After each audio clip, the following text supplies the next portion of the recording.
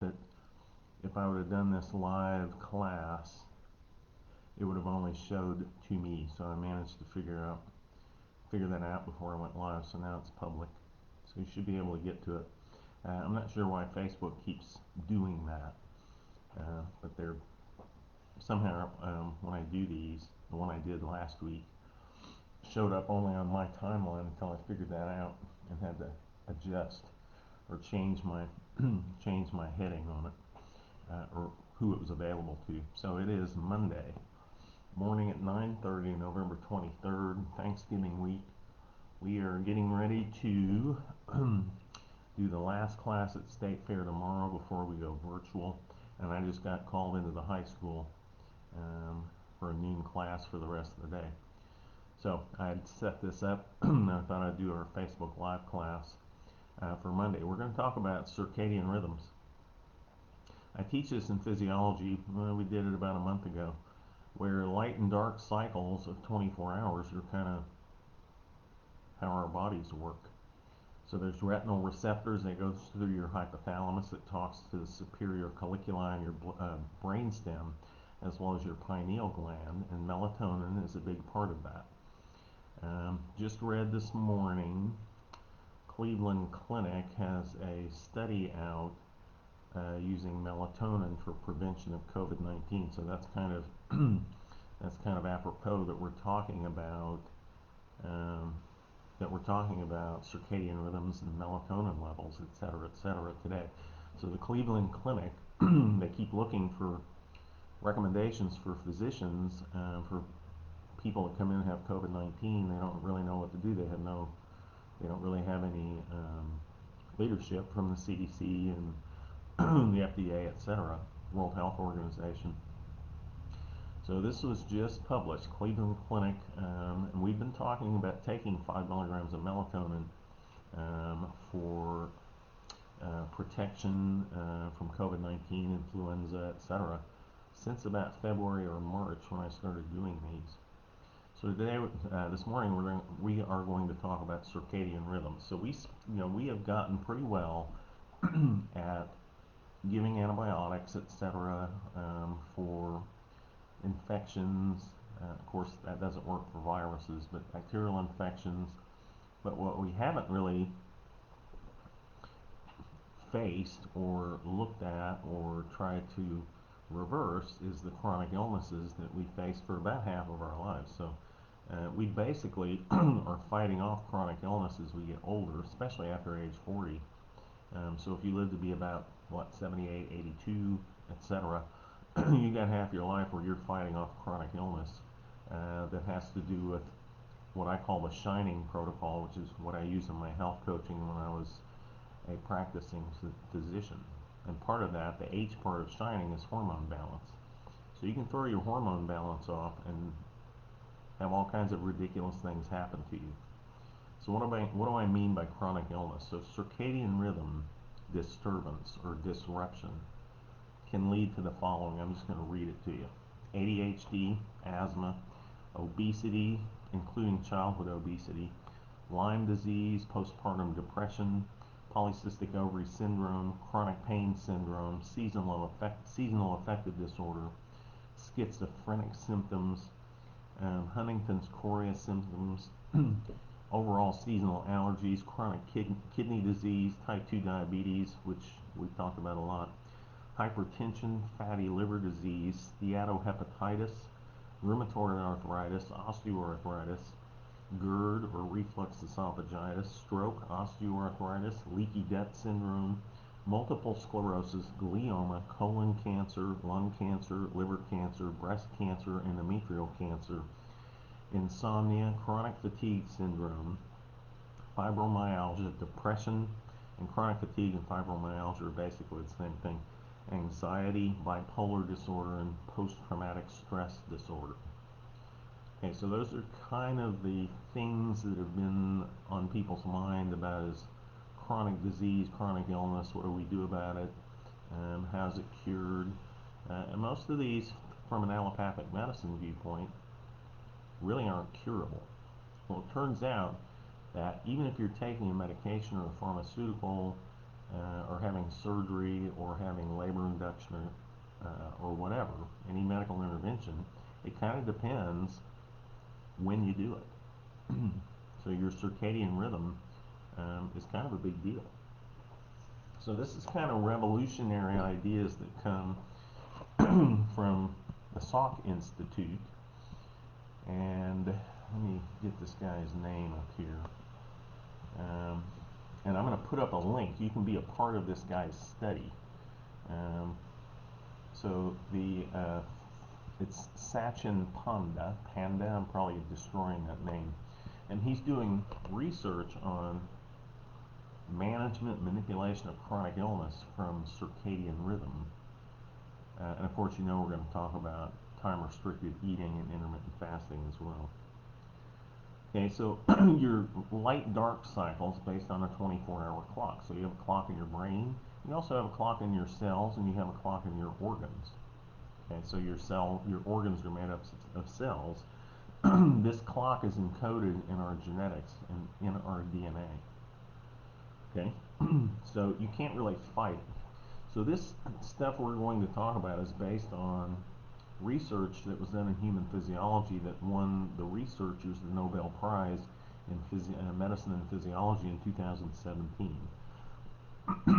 So every metabolic rate, hormone levels, etc. rise and fall based on an inherent 24-hour clock. So this researcher talks about if we took humans and put them on another planet that did not have a 24-hour clock, because this is encoded in our DNA, we wouldn't do as well. And I just read that I guess we're going to colonize Mars in 2025 or 2026. So this may be kind of an issue if you decide that you want to be a colonist on Mars. I don't know what the day cycle of Mars, I didn't look it up, but the rotational day cycle for the Earth is 24 hours, give or take, right? So if the rhythms based on that 24-hour clock break down, you start getting chronic disease and chronic illness. I can tell my irbesartan's working. I have to keep coughing. Okay, so our brains and our cells and our organs have clocks. Okay, so your organs and your cells, as well as your brain, needs to rest. Although your brain's fairly active about 4 in the morning. So there's some significant activity going on in your brain while you're sleeping. But the whole point of sleep is to regenerate, to rest, sleep, regenerate, make new cells, get rid of cells that have gone past their productivity. Okay, so there's daily rhythms for sleep, there's daily rhythms for mood, metabolism, and your gut microbiome. We did a whole class on the gut microbiome earlier this summer.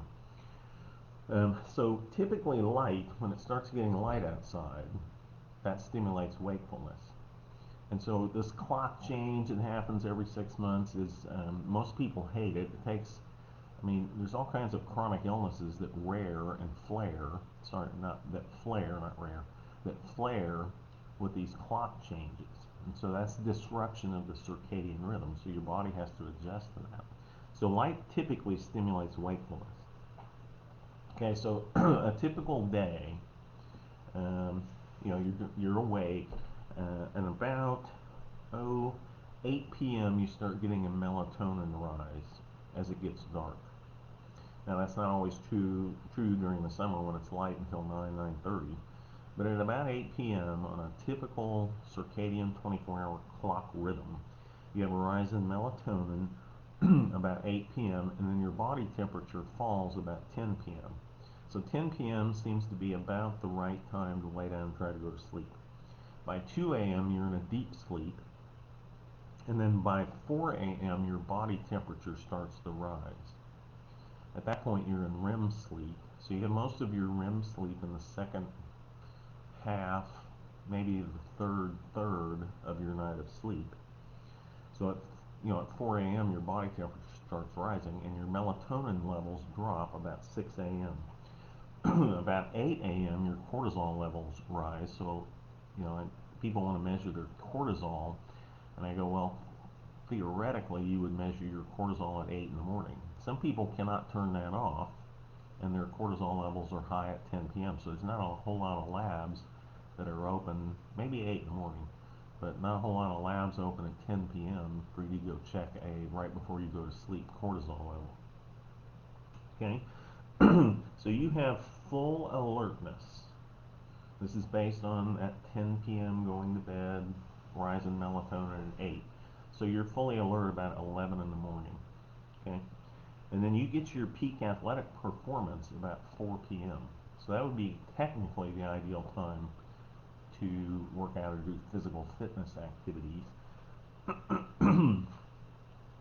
Okay, so the interesting thing though is that the property of the light that you're exposed to makes a difference in your circadian rhythm. So about 15 or so years ago,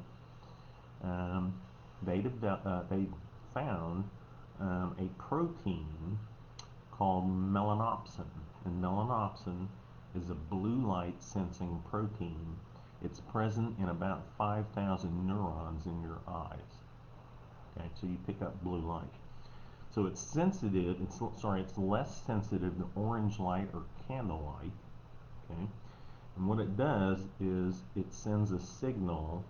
So it's activated with blue light and daylight. So it sends a signal as that goes away that it's starting to get dark outside, at which point your melatonin starts releasing from your pineal gland to prepare you for your night's rest, right? So bright daylight activates melanopsin in your eyes, okay? And it synchronizes the brain circadian clock, that 24-hour rhythm that you have. And during the day, typically, you have increased alertness, and if you've got good light source, you tend to have less depression and less fatigue and lethargy. The problem is, we've gone from a society that spent a lot of time outdoors to now we spend about 90% of our time indoors. So the question is, what kind of light should you be exposed to if you're indoors? And then, if you are exposing yourself, like most of us do, to bright lights and blue screens, so LED screens from tablets and phones and computer screens and television screens, that is keeping that melanopsin stimulated, so you're not getting that melatonin or that signal to your brain that it's getting dark and it's time for melatonin to come out of the pineal gland and help you go to sleep. Okay, so if you're activating your melanopsin later at night, so I did a whole article on insomnia and quality of sleep, and then one of the things that you can do to help improve your quality of sleep is decrease your exposure to blue light later at night. But what do we all do? We're sitting in bed. We got the TV on. Maybe we got a laptop going. Maybe we're looking at our phone, and then you're trying to go back to sleep. Or you're trying to go to sleep, and you've stimulated the daylight melanopsin receptors in your eyes. Okay, so your brain doesn't know that it's dark outside because it's being exposed to that type of light. Okay, so what you wind up getting is the protein stimulating that, so that misaligns your circadian rhythms. Okay, that decreases your alertness during the next day, and you start getting brain fog, and you have a flip back and forth between insomnia and the next day brain fog. So brain fog leads to insomnia, and insomnia leads to brain fog. And if you do that over several months, and children get the same response, so if they're looking at their tablet or their laptop or their phone or they're watching TV, etc., etc., I used to argue with my son because he would sleep with the TV on, and I told him, I said, you're not resting. So you get chronic disease. So after months of that disrupted rhythm, you start getting those things I listed in the first part of this class. Okay, so in children, you're actually embarking them on the road toward PTSD, anxiety, bipolar disorder, autistic behavior. Okay, so the idea is to get better blue light during the day and not expose yourself to blue light and bright lights in the evening, or within 30 to 60 minutes of going to bed. Okay? And so they've also found that food, when you eat food, is probably more important than what you eat. Now, I'm not going to tell you to start eating a bunch of carbs and sugar, because that's the what you eat that can be difficult for your body. But when you eat is important. And you've heard me talk about Jason Fung and intermittent fasting. This guy talks about timed restricted eating. Okay, and he studied that. So typically people will have breakfast, let's say 6, 7 in the morning, depending on if they're working and when they have to be at work, or if they eat at work, and then lunch at noon, and then dinner about 6. Ideally, you wouldn't eat anything past that. So then you've got all of your food intake within about 12 hours. Okay? And so during that time when you're eating, you're actually burning carbohydrates if you're eating them. And then you're also, if you're not using them, then you're going to store them in fat, or you're going to store them in glycogen molecules in your liver. Okay? So the fat burning part of the day is the 12 to 16 hours, theoretically, that you're not eating. And so you can live on no carbohydrate intake. We talked about that about 6 weeks ago. So your required carbohydrate intake to stay alive is 0. Your body will make the carbohydrates it needs, and your brain will run on ketones instead of mainly glucose. So 80% of your brain function can run on ketones. So the fat burning occurs, interestingly, while you're sleeping. And what you're doing is turning over cells, you're metabolizing cholesterol, you're getting rid of toxins, you're regenerating your body, you're turning over the stomach cells. You get a new stomach lining about every 2 or 3 days. You turn over skin cells. Okay, so that's a necessary part of your day based on your circadian rhythms. And so if you're eating more than 12 hours during a day, ideally you would get all of your food in within 8 hours. But past 12 hours, you have disrupted all of that, theoretically, right? So eating later in the night does not give the body enough time to burn fat and to turn over those cells that need to be turned over and regenerated into new cells, and rest your organs and rest your cells to get ready for the next day when the light starts coming and the sun starts rising. So he did this study in mice, and then he did it in humans. So the poor mice always get picked on by researchers. So this is Salk Institute in California. And so he developed 2 groups of mice. One was able, and mice usually sleep during the day, and they eat at night. So one study group of mice had random eating. They could eat whenever they wanted. They were allowed food 24 hours a day, and they studied these mice over 18 weeks. And those mice that were randomized to the random eating group, as opposed to the other group, which was time restricted to have the same amount of calories as the mice that could eat whenever they wanted, the second group of mice was only allowed food intake for 8 to 12 hours a day. Okay? So the mice that had unlimited access to food developed within 18 weeks. They got obesity, they got diabetes type 2, they got fatty livers, atherosclerosis, heart disease, inflammation, hormone imbalances, poor motor control. They didn't sleep as well. The other mice that were time restricted were healthy. They had developed none of that.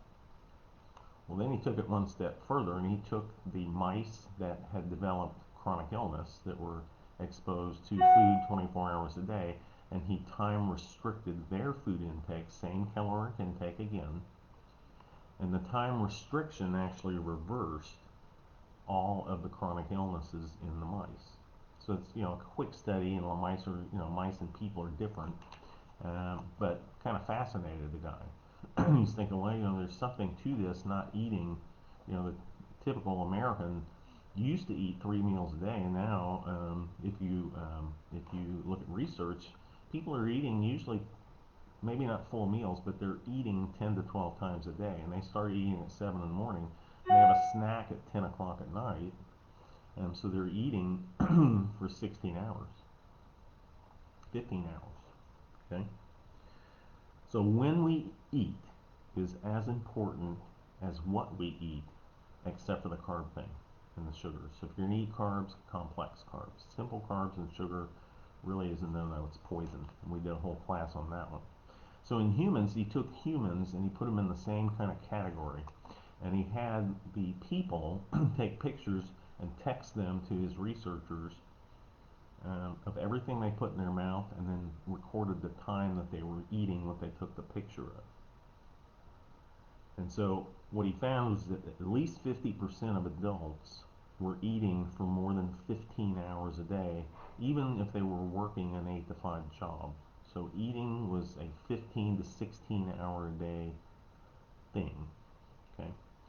So if you time restrict them, they improved their circadian rhythm. So then he took them into another category where he time restricted and said, okay, eat the same amount of food, but restrict it to a window of 8 to 12 hours. And what happened with those people is they improved their circadian rhythm. This is an ongoing study, and I'll put the link up when I get done, because you can participate in this if you want. They had better sleep, they had better muscle tone, their heart function was better, they were more alert, and they think more clearly, so their cognition was improved. They had better liver function, and they had better blood pressure. Okay? So the point of that was, what's that going to do for medical research going forward? Is that all it takes? Can you come up, is there a time period during which, for your circadian rhythm, that you shouldn't have surgery initiated, or you shouldn't take your blood pressure pill, or you shouldn't take your whatever you're taking for whatever chronic illness for pharmaceuticals? Is there a specific time that would fit your genetic DNA and circadian rhythm?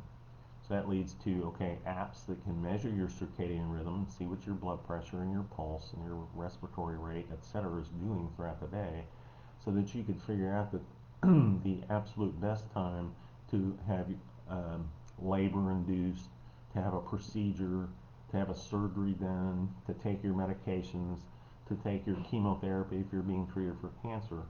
So circadian rhythm, his viewpoint is that circadian rhythm is all important, and if it's disrupted, that leads to all of these chronic illnesses. Okay, so like I said, he does have a way. There's an app that you can use. It's called My Circadian Clock. It's from the Salk Institute. So mycircadianclock.org. I'll put it up when I get done. And you can actually participate in this study. Okay, there's about 7 researchers around the world that are doing this, and it's still active. So it may be worth participating, and you might learn something about your own circadian rhythm from participating in a research study. I don't know if it's paid or not, probably not. So anyway, that's my little thoughts on circadian rhythm and chronic illness. I've got to get a couple exams ready for State Fair community college students, and then I've got to run off to the high school and teach this afternoon. So I'll talk to you Wednesday, because school is closed on Wednesday, so we will do class Wednesday morning. And I'll come up with something. I was talking to my IT guy this last weekend. He said, it's amazing you don't do the same subject twice. And I said, yeah, except statins and cholesterol. I've done that a lot. And we talked about intermittent fasting. So that's the science behind timed restricted eating. When I tell people intermittent fasting, they think, oh, there's no way that I can actually fast for 12 hours. Well, you do it every night if you're not eating until bedtime. So it's doable, and you don't have to do the extended fast. There's people that are trying to lose weight that do extended fasts where they eat one meal a day, or they eat one meal every other day, or every 42 hours, and they squeeze all their food into about a 1-hour window. They lose weight. I have a friend in Tulsa that started doing intermittent fasting, so one meal a day. So that would be a 23-hour fast, 1 hour to eat. And she didn't do it for weight loss. She did it because she's more alert, she feels better, and she never gets sick. So that's the deal. So it's circadian rhythm. I'll talk to you Wednesday. Have a great day. It's chilly and cold here, and I'm going to run off to the high school here in a couple hours. I'll talk to you Wednesday morning. See ya. Bye.